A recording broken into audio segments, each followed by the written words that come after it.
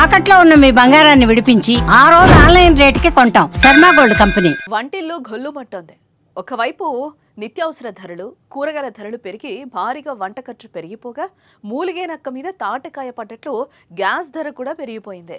ఇటీవలే commercial gas cylinder ధర తగ్గగా ఇళ్లలో ఉపయోగించే డొమెస్టిక్ గ్యాస్ పై మాత్రం భారం పడింది. ఇందుకే గ్యాస్ ధర ఎంత పెరిగింది?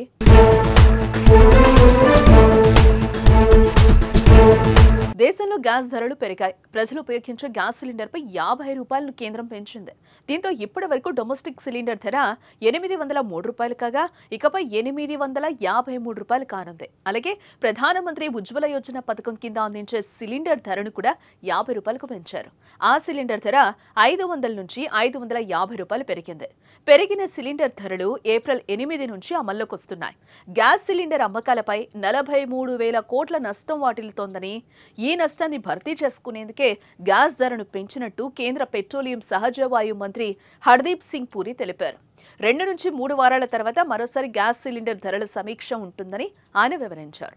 The price per cylinder of LPG will increase by 50 rupees. In other words, from 500 it will go up to 550 and the other one will go up from 803 to 853. Now this is a step which we will review as we go along. As it is, we review these every 2 weeks or 3 weeks, and therefore the excise duty that you have seen increase is not to go on to the consumer on petrol and diesel.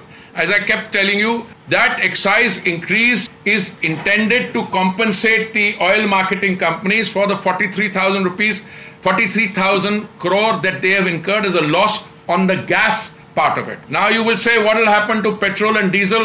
As I told you, the inventories that they are carrying are 45 days old. The inventories are very clearly at a much higher price. My expectation is that petrol prices, even if they increase beyond 60, because this is an international evolving situation, they are unlikely to go back to 75. అంతర్జాతీయ మార్కెట్లో ఉన్న ముడి చమురు ధరలకు అనుగుణంగా cylinder ధరలు నిర్ణయించుకునేందుకు కేంద్ర ప్రభుత్వం చమురు కంపెనీలకు అనుమతినిచ్చింది. అందుకని ప్రతి నెల ఆయిల్ కంపెనీలు ధరలను సవరిస్తూ ఉంటాయి. ఇటీవల కమర్షియల్ గ్యాస్ సిలిండర్ ధర తగ్గింది. హోటళ్లు, రెస్టారెంట్స్ వంటి వాణిజ్య అవసరాలకు ఉపయోగించే కమర్షియల్ గ్యాస్ సిలిండర్ ధరను 44 రూపాయలు తగ్గించారు. కానీ ఇంతలోనే కేంద్రం డొమెస్టిక్ గ్యాస్ పై భారం మోపడంతో గ్యాస్ బండ పేద, సామాన్య, మధ్యతరగతి ప్రజలకు గుదిబండగా మారింది.